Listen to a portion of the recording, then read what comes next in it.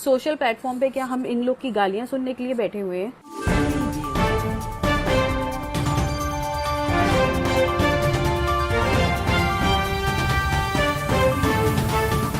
अस्सलामुअलैकुम, मैं निदा खान बरेली से। जैसे कि आप सब जानते हैं कि मेरी शादी दरगाह आला हज़रत में हुई थी और शादी के कुछ टाइम बाद ही हमारे एक डिस्प्यूट हो गए थे काफ़ी सारे, जिसकी वजह से हमारे केसेस कोर्ट में हैं।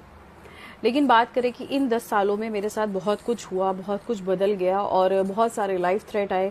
लाइफ थ्रेट के साथ लोगों ने मेरे ऊपर अटैक भी करे, सब कुछ हुआ इस 10 सालों में।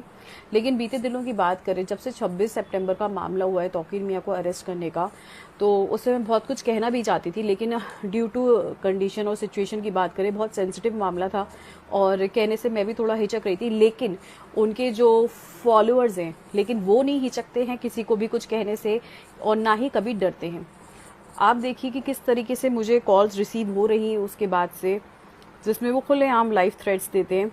इस तरीके के नंबर आ रहे हैं, शायद नो कॉलर आईडी जो दिख रहा है इसमें नंबर डिस्प्ले नहीं होते हैं, ठीक है। इस तरह की कॉल्स मुझे रिसीव हो ही रही है, ठीक है।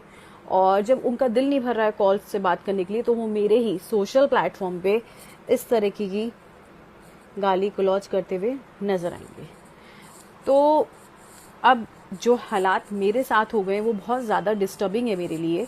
देखा जाए, मैं घर से बाहर निकलूंगी, घर से वापस आऊंगी कहीं से, तो कोई ना कोई आएगा, पहले सीधे जाएगा, फिर देखेगा कि मैं जा रही, फिर वापस घूम कर आएगा, फिर कुछ कह के चला जाएगा, कोई धमकी दे के चला जाएगा, कोई कुछ कह के। मतलब मुझे लगता है कि एक फीमेल सिक्योरिटी नाम की चीज़ मैं मिस करने लगी हूँ यहाँ रहने के बाद, जो कि नहीं होना चाहिए। क्योंकि इन 10 सालों में जो मैंने सफरिंग ली है, उसके बाद भी ये हालात है कि सोशल प्लेटफॉर्म पे क्या हम इन लोग की गालियाँ सुनने के लिए बैठे हुए हैं? अगर हमारे पास सोशल प्लेटफॉर्म है तो हम वहाँ बात रखते हैं, ठीक है। उसका ये मतलब नहीं है कि कोई भी उठ के आके हमें कोई गाली देगा, या अगर फ़ोन यूज़ करते तो इसका ये मतलब नहीं कोई हमें फ़ोन करके हमें धमकी देगा, या अगर हम घर से बाहर जाने इसका ये मतलब नहीं है कि हमारी लाइफ हर टाइम इनसिक्योर रहे लोगों से जो उनके मुरीद हैं।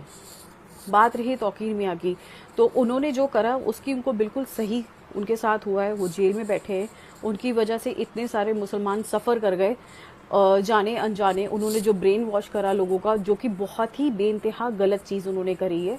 और रही उनकी फैमिली की बात, जैसे कि हम जानते हैं कि अरसलान मेरा ब्रदर इन लॉ था पहले, उसके एक काजिम करके नहीं, उवैस करके एक लड़का है जो उसके साथ रहता है और उसका नाम भी FIR में है।